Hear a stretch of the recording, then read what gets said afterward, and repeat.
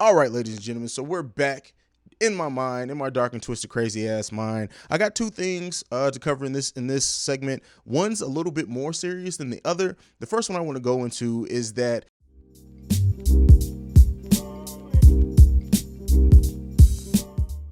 the cases of Ricky Jackson, Willie Bridgman, Kwame Ajumo, I'm sorry if I mispronounced that name, who were released from prison in 2014 after spending 39 years in prison for a robbery in 1975 that they and murder of Harold Franks, which they were later found to not have committed. The men were 20 years old, around 20 years old at the time of their convictions. And so they have actually been given a judgment of, I think, $13 million apiece. Fact check me on that one. Maybe it was a little bit more. And this is in Cleveland. So this is in my state. I live in Columbus, Ohio. So it coming down in Cleveland, it was $18 million settlement. I apologize. And so the thing that I want to talk about with this is like, so often we always hear about, corrupt police, and, some people really just don't think it's as serious as what it is. I know we had the series When They See Us. I would love to see a documentary on these guys live as well. I wish I could be the one to actually record it, because you guys know I want to get into documentaries. But the thing that I want to kind of talk about here is the burden that the government has to on people's lives who are in prison incorrectly. Also, the burden that they have to charge, especially if they found, like in this case, that the detectives that were on the case kind of use some fucked up ass tactics to kind of coerce witnesses and just finesse the evidence for these guys to be convicted. Now, ultimately, I know lawyers, and a lot of the times conversations had about this is that's why people are convicted by juries. It's not just about what the police say. People are given a chance to look at the evidence. But when you look at somebody giving up 39 years of their lives, right? I'm only 33 years old. Just to put that in perspective, I've lived a very full life, I think. But when you think of giving up 39 years of that, and they have a lot, hopefully, of life left to live as well, but you've given up 33 years of your life. And for the government to put a number on that of, all right, so the settlement, what your life has been worth, those missed years are $18 million. Is that right? I don't think it is. And granted, there's no amount of money that could ever come close to replenishing what people missed, the time that people missed in their lives. They've missed out on opportunities probably to have children, those children to grow old, like just everything that they missed out on as full grown adults to spend that much time behind bars. Just imagine doing that. Spending time behind bars, you're already missing out on so much, but doing that, knowing damn well you're not innocent. And I know a lot of this we tread on the When They See Us series, once I talked about that, but this is going to be something that always is, anytime there's a case as big as this.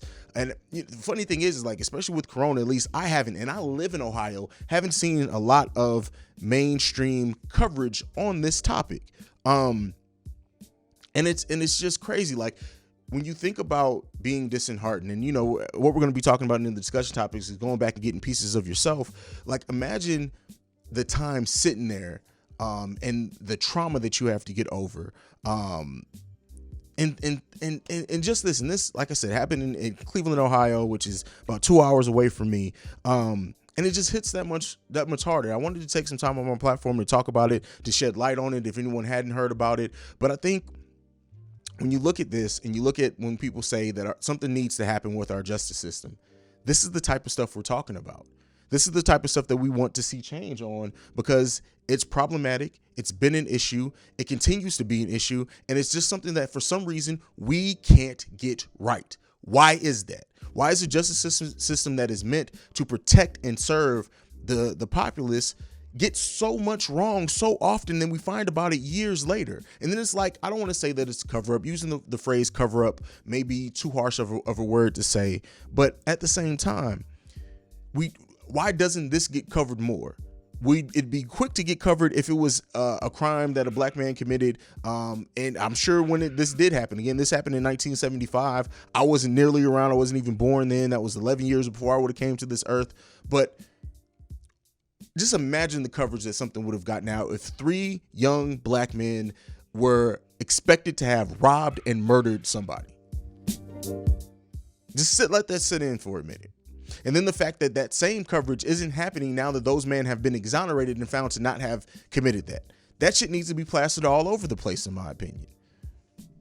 When you take a look at the fact that, you know, this happens, I mean, and let's not make it all bad, because thank God that they did actually get a settlement. Thank God that they actually did get found, that they actually didn't commit this, and they got a chance to get out.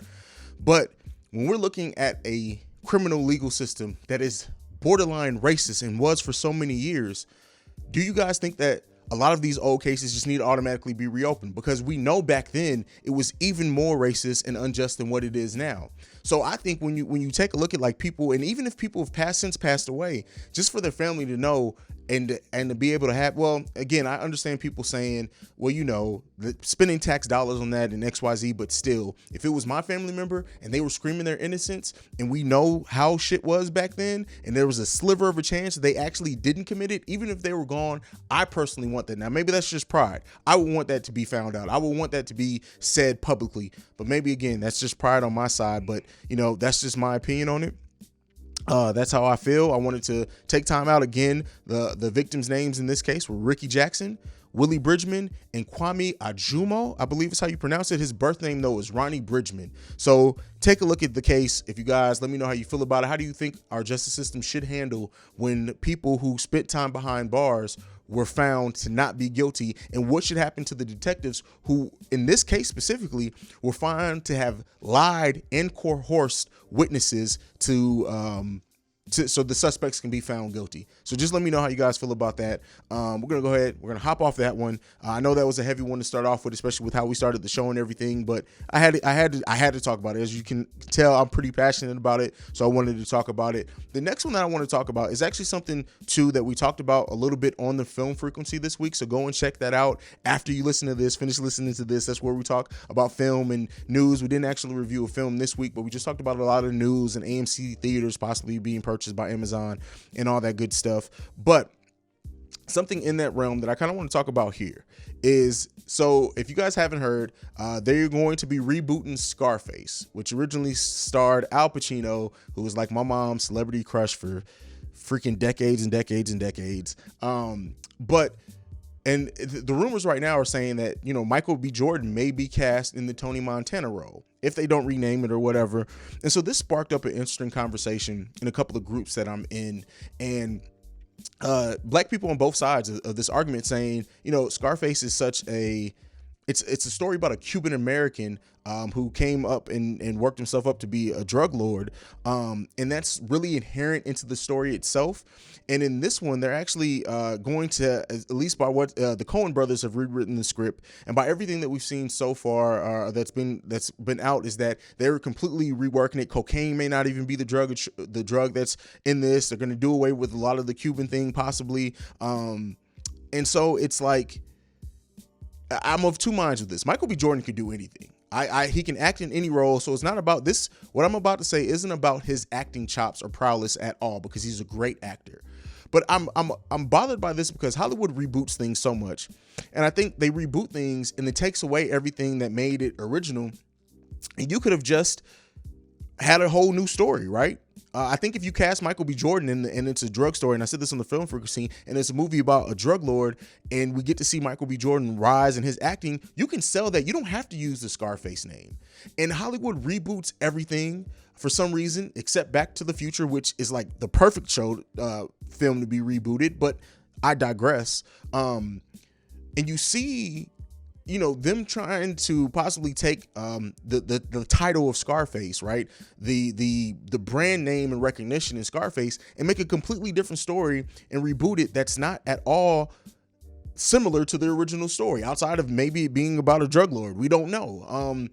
And so in that, I feel like that's an issue with Hollywood in general, especially with reboot culture. I went on a big rant about Child's Play last year and how that really didn't have to be a Child's Play movie, but I digress before I get into another rant. I really just think with this one, there wasn't a need, at least by everything that's so far. If you're going to recast, and Al Pacino isn't Cuban either. So I do want to point that out. But if you're taking the Cuban aspect out of it and you're going to make it an African American story, why do you have to use it? It just seems cheesy to me. We know what Scarface the film means to hip hop culture. We know how many rappers have taken their persona from Tony Montana and everything. But at the same time, are you now trying to just gain people in by that and tell a completely different story? Or do you not just trust your writing in that case, that you have to slap it on and make it a Scarface reboot? And then the other side of the conversation that people have been talking about too is, well, we need to see more black people being cast. They've cast white people as other races all the time. Why can't black people do it? And I say that in that case, it's wrong either way. Like, if you're going to cast a story, especially if it's a reboot, like I said, there are some characters where their upbringing, their race is inherent to the character, and if you change that, you change a lot about the character itself, and it becomes something completely different. And that's more than just gender swapping as well, because but while I believe that Michael B. Jordan can do it and kill it, like I said, my issue is don't try to be inclusive by not really being inclusive. If you're going to cast one of our young, great African-American actors right now, let's tell a story that's African-American. Let's get our own. We could instead of building off Scarface and Tony Montana, you have the opportunity by casting Michael B. Jordan to bring a whole new character and make that person as impactful into the culture as what Scarface was. And Hollywood does this a lot. There are a lot of Die Hard movies. Like, I think the last 3 Die Hard movies weren't originally meant to be Die Hard scripts, but they figured they can throw John McClane into it and label it a Die Hard movie, and then it could get made that way. And so they're doing the same thing with a lot of reboots nowadays. But let me know how you guys think about it. I mean, again, I don't even want to present the question as like, do we think Michael B. Jordan can kill it? Because I absolutely think in however they wrote this movie, he's going to do a great job. I truly believe that. My problem more so lies in the reboot culture that Hollywood's falling into now. But let me know if you guys think I'm tripping. Yeah, I'd love to hear your opinion on this. But that's it for the Into Mine and Haize segment. We're going to go ahead, take a break, get into the Cookie Chronicles, and hear from another Breaks Media podcast. I'll catch you guys right after that. This has been a presentation of the Breaks Media.